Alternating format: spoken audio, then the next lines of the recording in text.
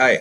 If you are in the SaaS world and you are active on Twitter or LinkedIn, you must have seen yesterday that Drift basically announced, David Cancel on a video announced that they are launching a new category called revenue acceleration. This was interesting because of a lot many factors. One of that was I have not heard anybody going out in the open and say that we will create this category. They name their category, they prove their worth, and if it works out, they own the category. If it does not, they see if they need to pivot. But David Cancel was very clear that they are going to create this category. So right now, if you go on the Drift homepage, you'll see that there's a sticky bar. There's this headline saying, "Yes, we are introducing the Drift Revenue Acceleration platform. We just launched Revenue Acceleration. Check it out." And that's all. But why are we here? We are here so the last time when David Cancel was at the hypergrowth stage, I guess not the last time, the last to last time, where Andy Raskin wrote a post about his pitch, and that became viral, and then uh, result of it, uh, David Cancel's pitch became viral, and a lot many people, including me, a number of times whenever I have created product marketing pitches, I have taken that structure, mobbed it in a way that suited my product, and yes, it has been fairly successful. So I was just analyzing it from a perspective of Andy Raskin's structure. Does the new pitch follow the same structure, or is it something entirely new? So for that, I think most of you already know. You can search for it on Google about Andy Raskin's article, but I'll just take you through it so that it acts as a refresher of the structure. Yeah, so Andy Raskin basically named it as the greatest sales pitch I've ever seen earlier. I have seen earlier, and yeah, basically explains why is this the greatest sales pitch of the year. Very famous article, 30,000 claps, and too many shares on LinkedIn and Twitter. And almost everybody in the SaaS product marketing world has read this one way or the other. And I'm sorry, this was not uh, at the hypergrowth stage. This was at OpenView's Boston headquarters. And yeah, so let's dive into this.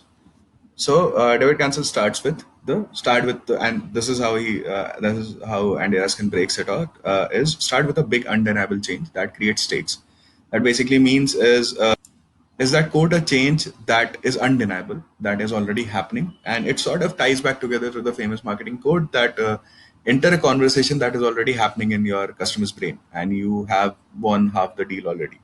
So exactly, start with a big undeniable change. So when conversational marketing was launched, David Cancel showed this lady with a phone in her hand sleeping. So basically, people are even sleeping with the phone in their hands. Everything is happening on instant messages, even work which was unheard of. So Slack in itself was a major undeniable change in this world, and hence the screenshot. And then yeah, so this is the change that is happening, and he proves it with more examples and with more examples and more authority about yes, the world has changed. Now the audience understands, okay, the world has changed. Now what to do about this, and how does it affect my life? So the second is name the enemy. Basically, you name the enemy about which you are fighting, against which you are fighting, and you want to replace or eliminate that enemy. Mark Benioff squared against software, which was on-premise bulky software, and said everything has to be on cloud. Similarly, David Cancel and Co. said calls, forms, emails, majorly forms, were the enemies because, hey, we are not leads, we are humans. We are businesses working with businesses, and we are all humans, and humans should be treated as humans. And humans want conversations, hence, forms are the enemies. So they created, they went ahead, created this was taken from directly from Mark Benioff's idea of no software. They created no forms. Crazy, but good. And yes, and so on and so forth. And they said ki, the world that we have been taught to work is perfectly suited for a world that no longer exists. Agreed. Next point is tease the promised land. So promised land is basically, so this is something that I heard on the knowledge project podcast, where one of the most famous investors was there. I don't remember the name, hence I don't want to goof up. But the whole concept was, there's this mental model of his which he uses to invest in startups, that startups and the founders live in the future as in they already know a solution exists in the future. They see the world functioning around that and with that solution. and they come back in this world, and they figure out that how to build that solution for the future, to take the world there. So this is the future. The promised land is basically the future, an ideal future that exists, an utopia that exists. And the current world, lesser mortals like me and you don't get it, don't understand. So they will tease you with the future, which was basically humans are humans everywhere. There's nothing different between business to consumer and business to business, and humans all across want conversations. The next stage of the presentation, or the framework, is basically position capabilities as magic for slaying monsters. So yeah, so basically the world has changed. You are outdated. There's a new world. There's a better world out there. And how do you get to the better world? Is basically we take you. So this is all the lightsabers and the rock and the sword and the stone and the magic potion that gets you to the utopia. So potion capabilities as magic for slaying those monsters. So Drift said no forms, conversational landing pages, conversational pods, conversational widgets, everything conversational, everything real time, and so on and so forth. I will not go into the detail. So you can read the article and you can very well figure that out. And then the final thing is present your best evidence. That is basically show the social proof, and you get the tweet snapshots and the customer testimonials, the emails that they reply to your product updates, and so on and so forth. And yes, you reinforce the message that yes, we can take you to the promised land. Yeah. So you click on the hero banner on the homepage, and you come to the landing page by Drift. So when you usually do that, what you expect is a page full of illustrations, choppy copy, animations, interactive designs, and customer testimonials and whatnot. But not Drift. Drift wants to pioneer conversations, and that is something that they've always stood for. And I think it's genius that they still created a conversation landing page out of here. So let us start. Let us indulge. Hey there, I'm the Drift storytelling bot. I'll be helping you through the story of Drift and what we are so excited to launch. So it's time for story. Are you ready? Honestly, I have never said no to a story, and there's a reason. We are evolutionary beings who who have come through a lot of dark ages and a lot of prehistoric times just because of the stories, and it's hardwired into our system that we want to read and know more stories. So yes, I love a good story. 6 feet of separation for sure. To set the scene, we need to travel back in time to 5 years ago. This was when my creator David Cancel and Elias Torres first started Drift. Now, interesting. It takes us into that story mode, into once upon a time thing, and we have two protagonists, not a brand. They could have easily written "We created" or "We first started Drift." No, we have two names, two people, two real people who did this, and since that is the story, I think that packs a punch. So they realized that there has been a huge shift.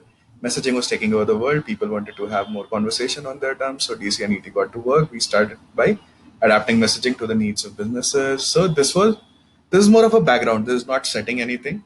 Thus, the conversational marketing category was created. We literally wrote the book on it. Yes, they did. And if you want to learn more about the new or the way of selling or the philosophy that Drift wants to promote, and if you believe in that, I think it's a very decent read, and you should go and check it out.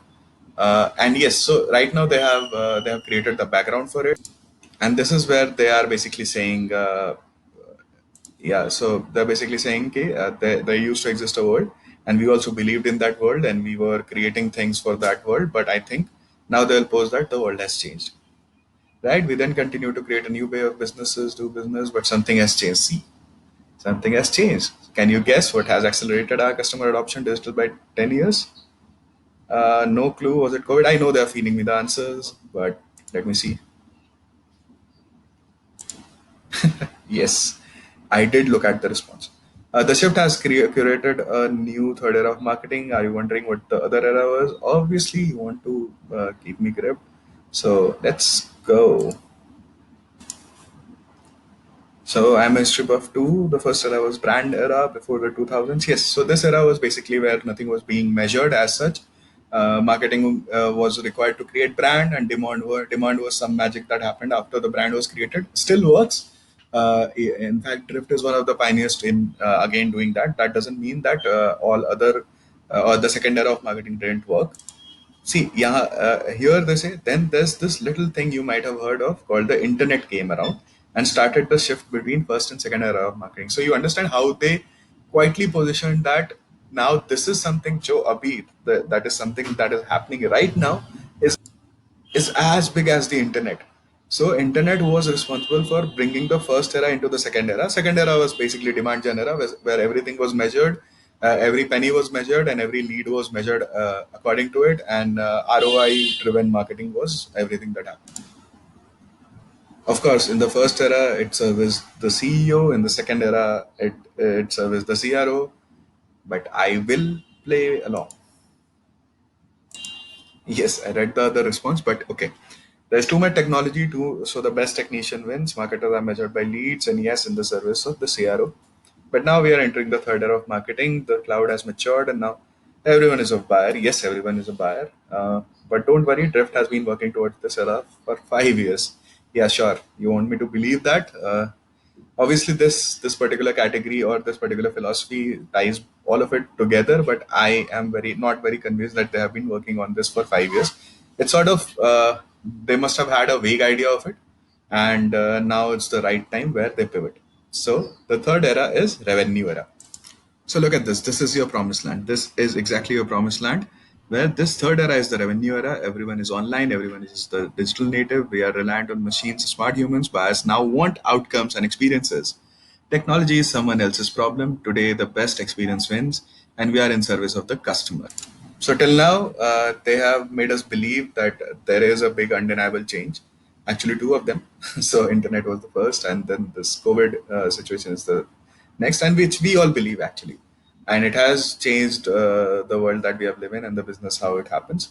Name the enemy is something that they have not done till now, but they have brought us to the promised land. Now they need to position their capabilities as magic for slaying the monster or getting us to the promised land. So let us check that out. Well, since revenue comes from so many places, yes, they are centered around the customers, yes. This means that today customer lifetime value is equal to revenue. Exactly, customer lifetime value is equal to revenue. That is why today we are introducing a new category called revenue acceleration. Mind blown. This is the lightsaber, this is the magic potion, and this is how it functions. Revenue acceleration powers your organization, touching all the stages of your customer journey from the moment someone first interacts with your business to the ongoing relationship they have as a customer. Okay. Our revenue acceleration platform brings sales and marketing team together. See, this is what it does, and this is where it hits. It brings sales and marketing teams together, connects revenue teams to your buyer, and lets you communicate with buyers in real time. This is the problem that every enterprise marketing setup or enterprise sales or faces. And if you can solve this, take my money and run. But wait, there's more. So now they have positioned their abilities as the magic potion, which will solve these problems for your organization. And there is more. Let's see. And now they're saying, what is the how does the lightsaber actually work? So Drift Prospector is the new feature launch, and that's how the lightsaber called Revenue Acceleration works. And yes, this will get you to the promised land where all your customer-facing teams, including marketing, sales, success, all work in with each other, keeping customer in the focus. Isn't that the dream? Yes, that is. So I know there's a lot to take in. So what would you like to learn more about? I'd learn more. So you can check out the feature more. Can I chat with a human about this? I'm good for now. Thank you for the story. So yeah, they almost followed the framework of Andy Raskin. They actually took a lot of things, and of course, why not use it when it's a success? But I think they did not name the enemy specifically. I think they could have. They would have said that this is a challenge that many organizations are following. Sales and marketing are at loggerheads every day, and honestly, they are. So we could have accepted that very easily. I don't know if that is the problem that they are solving explicitly.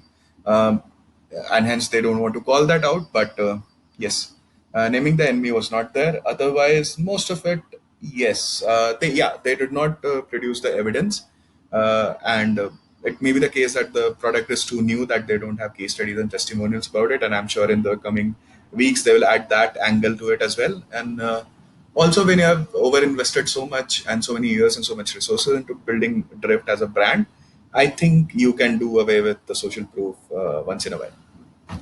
So yeah, that's about it.